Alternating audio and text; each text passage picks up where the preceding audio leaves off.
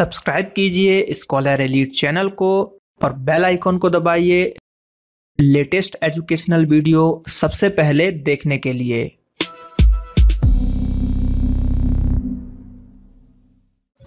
Hello दोस्तों, आपका स्वागत है आपके अपने ही चैनल में जिसका नाम है स्कॉलर एलीट। दोस्तों, यहाँ पर आज जो हम बात करने वाले हैं, आज हम बात करेंगे मध्य प्रदेश लोक सेवा आयोग की, यानी कि एमपीपीएससी की बात हो रही है। तो जैसा कि आपको पता है कि चुनाव खत्म हो चुके हैं, इलेक्शन हो चुका है, तो जल्द ही एमपीपीएससी की वैकेंसी आने वाली है।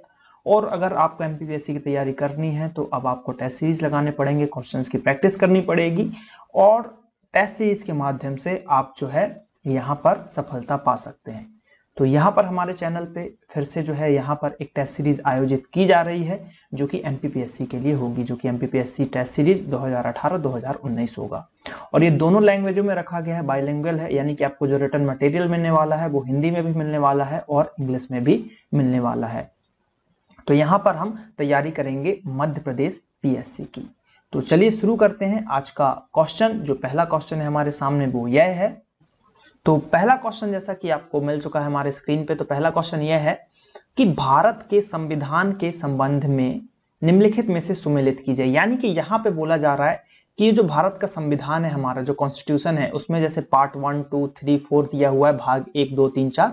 तो इसमें आपको बताना है कि भाग 1 में इनमें से क्या था, भाग 2 में इनमें से क्या था, भाग 3 में इनमें से क्या था और भाग 4 में इनमें से क्या था। उसको सही जोड़ी मिलाना है और यहाँ पर 4 ऑप्शन है। देखिए, भाग 1 की बात करें तो भाग 1 में जैसा कि मैंने आपको डिटेल कॉन्स्टिट्यूशन के भाग में पढ़ाया हुआ है, तो उसमें आता है संघ एवं इसका राज्य क्षेत्र, है ना, स्टेट्स एंड यूनियन टेरिटरी। तो पहले का हो जाएगा 4th। सेकंड नंबर की बात करते हैं तो सेकंड भाग 2 का यहाँ पर नागरिकता है, सेकंड में है सिटीजनशिप, तो इसका आंसर हो जाएगा नागरिकता। थर्ड के अंतर्गत आता है हमारा मूल अधिकार, यानी कि भाग 3 के अंतर्गत आता है मूल अधिकार और भाग 4 में आता है नीति निर्देशक तत्व।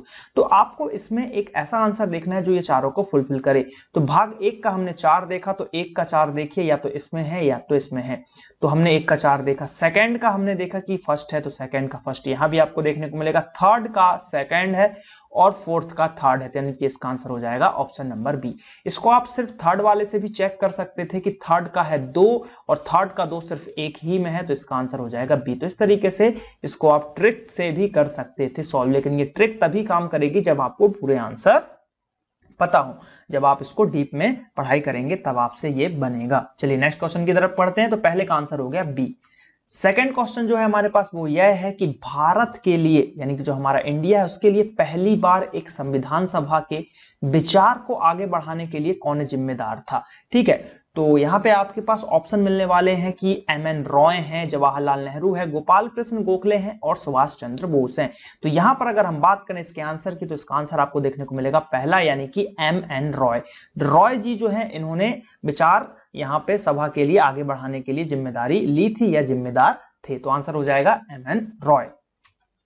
अगला प्रश्न देखते हैं जो कि बहुत ही अच्छा प्रश्न है और इस पे जो है बहुत सारे क्वेश्चन बनते हैं। इनमें से कौन सा एक अलग संघीय विधानसभा के लिए भारतीय मांग की आधिकारिक स्वीकृति माना जा सकता है।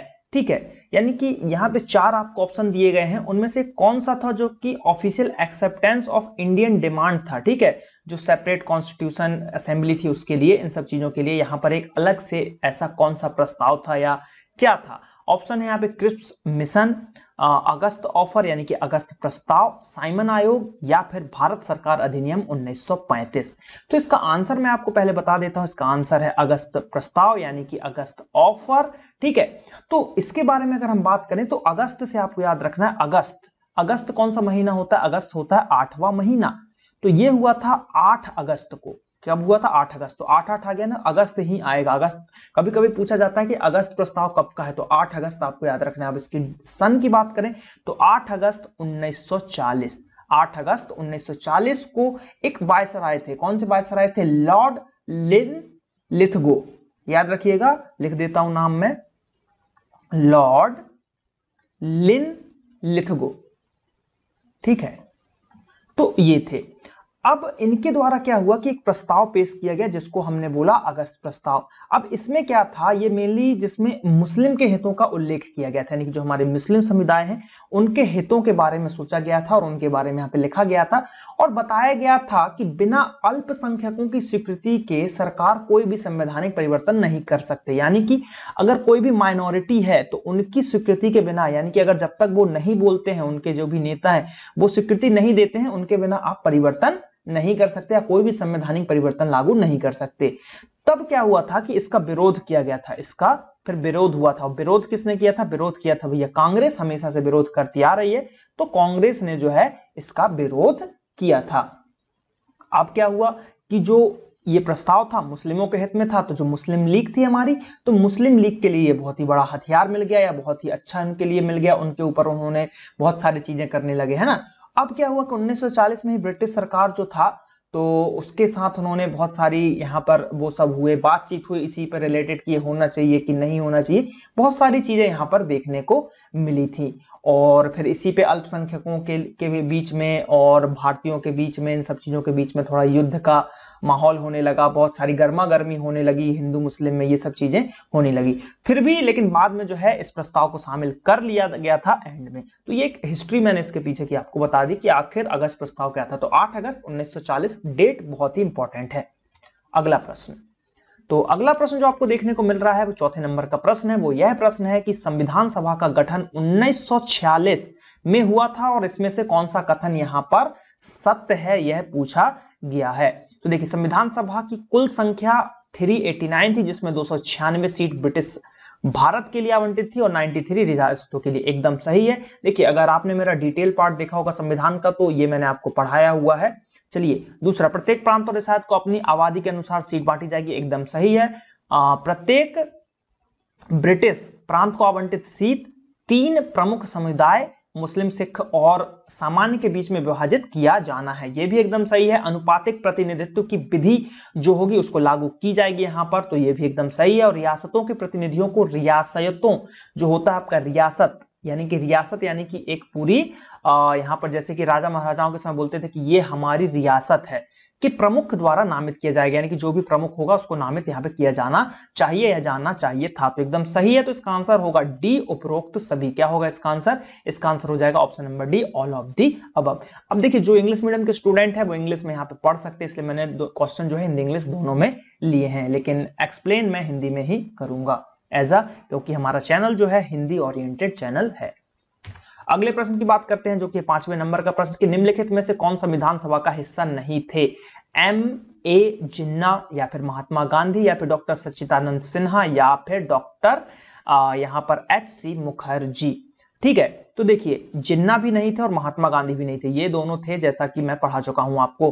तो जिन्ना नहीं थे, महात्मा गांधी भी नहीं थे संविधान सभा के हिस्सा। तो इसका आंसर हो जाएगा ओनली बी, यानी कि 1 और 2। अगले प्रश्न की तरफ बढ़ते हैं, यानी कि जो नेक्स्ट प्रश्न है हमारे पास प्रश्न नंबर। तो यहाँ पर जो 6वां प्रश्न है हमारे पास, 6वां प्रश्न यह बोल रहा है कि नवगठित संविधान सभा के पहले उपाध्यक्ष कौन चुने गए थे? यानी कि यहाँ पर वाइस प्रेसिडेंट की बात की जा रही है। डॉक्टर राजेंद्र प्रसाद या फिर डॉक्टर सच्चिदानंद सिन्हा या फिर H.C. मुखर्जी, इनमें से कोई नहीं। तो देखिए डॉक्टर सच्चिदानंद सिन्हा तो है नहीं, क्योंकि ये पहले जो है अध्यक्ष चुने गए थे जो कि अस्थायी अध्यक्ष थे, और उसके बाद राजेंद्र प्रसाद स्थायी अध्यक्ष थे। तो ये दोनों तो कट गए, अब बच गया सिर्फ एक, तो आंसर है सी ही आंसर है, H.C. मुखर्जी। अब H.C. मुखर्जी क्या थे कि इनका था, अगर हम बात करें H.C. मुखर्जी, तो ये हरेंद्र कुमार, ठीक है, हरेंद्र कुमार मुखर्जी इनका जो है पूरा नाम था। तो हरेंद्र कुमार मुखर्जी जो है बंगाल से ईसाई और कलकत्ता विद्यालय से कुलपति भी थे। तो ये भी आपको याद रखना है कि ये वहां पर अच्छी बड़ी पोस्ट पे थे, जिस कारण से इनको जो है उपाध्यक्ष बनाया गया। तो इसका आंसर हो जाएगा इसका आंसर, मतलब यानी कि जो 6वें का आंसर उसका आंसर हो जाएगा सी। ये आपको याद रखना है। तो देखिए इसके बारे में डिटेल बहुत सारी इनके बारे में, कि BN राव भी थे, इनके साथ सलाहकार भी बनाए गए थे, तो ये मैं डिटेल में पढ़ा चुका हूं। तो यहाँ पर अगर आंसर की बात करें तो उपाध्यक्ष थे H.C. मुखर्जी, और ये बंगाल से रिलेटेड थे। कभी कभी ये भी पूछ लिया जाता है ये कहां से रिलेटेड है, यानी कहां के थे, तो बंगाल के थे, जैसा कि मुखर्जी से आपको सरनेम बंगाली ही आपको लग रहा होगा। और इनके साथ एक सलाहकार जो था उनको भी नियुक्त किया गया था, जो कि थे BN रॉय। ठीक है, BN रॉय थे, वो भी आपको यहाँ पर याद रखना है। चलिए बात करते हैं 7वें प्रश्न की। तो जो 7वां प्रश्न है हमारे पास, कि हाल ही में अम्मा 2 व्हीलर योजना किस राज्य में शुरू की गई थी? अब देखिए एक चीज मैं आपको बता दे रहा हूं यहाँ पर, कि जो एमपीपीएससी का एग्जाम है इसमें करंट अफेयर जो होता है, ठीक है, करंट, वो आपको 1 से 1.5 साल के क्वेश्चन पूछे जाते हैं। तो जैसे 2018 है तो इसमें आपको पूरा 2017 का करंट एक बार आपको रीड करना पड़ेगा, क्योंकि 2017 के करंट पूछे जाएंगे और 2018 का भी करंट जरूर पूछा जाता है। मान लीजिए 4 क्वेश्चन भी करंट से पूछे जा रहे हैं तो उसमें कुछ भी क्वेश्चन पूछ लेंगे, तो करंट बहुत ही यहाँ पर इंपॉर्टेंट होता है। तो इसका आंसर है यहाँ पर देखिए, एक तो अम्मा टू व्हीलर की बात की जा रही है, तो यह है तमिलनाडु से। तमिलनाडु में इस चीज की घोषणा की गई थी। इसमें क्या हुआ था कि महिलाओं के लिए जो है स्कूटर, सब्सिडी वाली स्कूटर मेनली था, ये स्कूटर के लिए, किसके लिए था, स्कूटर, तो सब्सिडी वाले स्कूटर के लिए यहाँ पर योजना चालू गई थी, जिसमें लगभग 25,000 रुपए तक इन लोग को दिया जाएगा ताकि वो अपने लिए स्कूटर खरीद पाए, स्कूटी, बाइक, जो भी मतलब लेडीज के लिए जो भी इंपॉर्टेंट है, गाड़ी से रिलेटेड, टू व्हीलर से रिलेटेड चीजें वो खरीद पाए। तो ये तमिलनाडु में शुरू की गई थी। अब बात करते हैं हम यहाँ पर 8वें प्रश्न की। तो जो 8वां प्रश्न है यहाँ पर हमारे पास, तो 8वां प्रश्न भी बहुत ही इंपॉर्टेंट प्रश्न है कि निम्नलिखित में से कौन सा संविधान सभा के लिए सत्य है। अब यहाँ पर सत्य असत्य आपको बताना है और इसके लिए आपको पूरा याद होना चाहिए जो भी मैंने डिटेल पढ़ाया है। संविधान सभा ने 1949 में कॉमनवेल्थ में भारत की सदस्यता की पुष्टि की थी, एकदम सही है। 22 जुलाई 1947 को राष्ट्रीय ध्वज को अपनाया गया था, एकदम सही है। मैं बहुत बार बता चुका हूं कि 22 जुलाई आपको याद रखना है कि 22 जुलाई को ध्वज को अपनाया गया था और अगस्त में आजादी मिली थी। संविधान सभा ने 24 जनवरी 1950 को राष्ट्रीय गीत और राष्ट्रीय गान को अपनाया था, यह भी एकदम सही है। 24 जनवरी 1950 एक ऐसी डेट है जिसपे 2 क्वेश्चन बनते हैं कि राष्ट्रगान को कब अपनाया गया और राष्ट्रगीत को कब अपनाया गया, तो ये दोनों को ही 24 जनवरी 1950 को अपनाया गया। तो जो इसका आंसर यहां पर देखने को मिलेगा, आंसर है डी, उपरोक्त सभी। अब बात करते हैं यहां पर 9वें प्रश्न की। तो 9वां प्रश्न भी यहां पर इंपॉर्टेंट है कि निम्नलिखित में से नेताओं को संविधान सभा की उनकी अध्यक्ष वाली समिति के रूप में मिलाएं। यानी कि ये जो समिति है, संचालन, मसौदा, राज्यों के साथ बातचीत करने के लिए समिति और संघीय संविधान समिति, तो इनके अध्यक्ष आपको बताना है, ठीक है। इनके अध्यक्ष आपको बताना है कि इनके अध्यक्ष यहां पर कौन होंगे, ठीक है, कौन इसके अध्यक्ष होंगे। तो जैसा कि आपको पता होगा, ठीक है, एक चीज की ड्राफ्टिंग कमेटी के बारे में सबने सुना है ना, ड्राफ्टिंग कमेटी के बारे में सबने सुना है। तो ड्राफ्टिंग कमेटी, इसका आंसर सभी को पता ही होना चाहिए। अगर ये पता है तो आप इजीली इसको सॉल्व कर पाओगे। तो बी, अब बी का आपको क्या पता होगा कि भैया डॉक्टर भीमराव अंबेडकर, तो इसका आंसर होने ही है। तो बी का थर्ड ढूंढो पहले, सबसे पहले बी का थर्ड किसमें, तो बी का थर्ड ए में है और बी का थर्ड यहां पर डी में भी देखने को मिल रहा है। तो इसका आंसर या तो ए होगा या तो डी होगा, ये दोनों तो कट गए। तो इसमें क्या हुआ, अब आपके पास बस 2 ऑप्शन है, उसी में से आंसर होगा। तो और फिर अगर एक भी आंसर आपको पता है तो यहां पर आंसर आप सॉल्व कर लोगे। अब जैसे संचालन समिति, संचालन समिति अगर आपने पढ़ा होगा तो आपको पता होगा कि जो है के.एम. मुंशी इसके आंसर है। मसौदा समझौता अगर हम बात करें, यानी कि जो ये तो ड्राफ्टिंग था, और थर्ड वाला जो है राज्यों के साथ बातचीत करने के लिए जो समिति बनाई गई थी, इसके डॉक्टर राजेंद्र प्रसाद यहां पर अध्यक्ष थे। तो सी का यहां पे दूसरा होगा। तो इसका आंसर जो है ऑप्शन ए, यानी कि फर्स्ट का 4, यानी संचालन समिति मुंशी जी, मसौदा समिति अम्बेडकर जी और राजेंद्र प्रसाद हो गए आपके राज्य के साथ बातचीत के लिए, और संघीय संविधान समिति के हो गए डॉक्टर जवाहरलाल नेहरू, यहां पर हो गए हमारे चाचा या नेहरू जी, जवाहरलाल नेहरू जी। आंसर समझ में आ गया होगा आपको। इसके लिए लेकिन चीजें आपको पढ़नी पड़ेंगी। यहां पर ट्रिक जब भी काम करती है इन जीके के क्वेश्चन में, जब आपको हिस्ट्री पूरी पीछे की पता हो कि इस क्वेश्चन के पीछे क्या पूछा जा रहा है और क्या चल रहा है। चलिए अगला प्रश्न देखते हैं, जो कि 10वें नंबर का प्रश्न है और आज का हमारा लास्ट प्रश्न होगा। लास्ट प्रश्न है, यानी कि यहाँ पे बात करते हैं 26 नवंबर 1949 को अपनाए गए संविधान में कितने अनुच्छेद तथा अनुसूचियां हैं। यानी कि 26 नवंबर 1949 को जब अपनाया गया था तो क्या क्या था। तो इसका आंसर है आपका बी, 395 अनुच्छेद और 8 अनुसूचियां।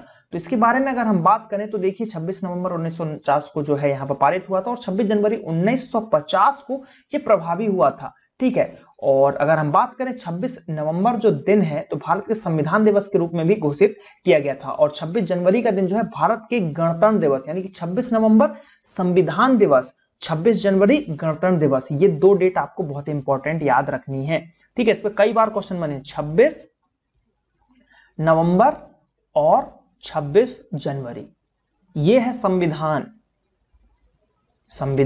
दिवस, और ये क्या है, गणतंत्र दिवस। तो ये आपको यहां पर याद रखना है, संविधान दिवस और गणतंत्र दिवस। तो इन दो चीजों को आपको बहुत ही अच्छे से याद रखना है क्योंकि बहुत ही इंपॉर्टेंट है एग्जाम की दृष्टि से। तो इसका आंसर हो जाएगा बी 395 और 8। अब आपको यहां पर एक कमेंट करके बताना है, एक क्वेश्चन यहां पे मैं पूछ रहा हूं कि अभी करंट में 2018 में कितनी अनुसूची है।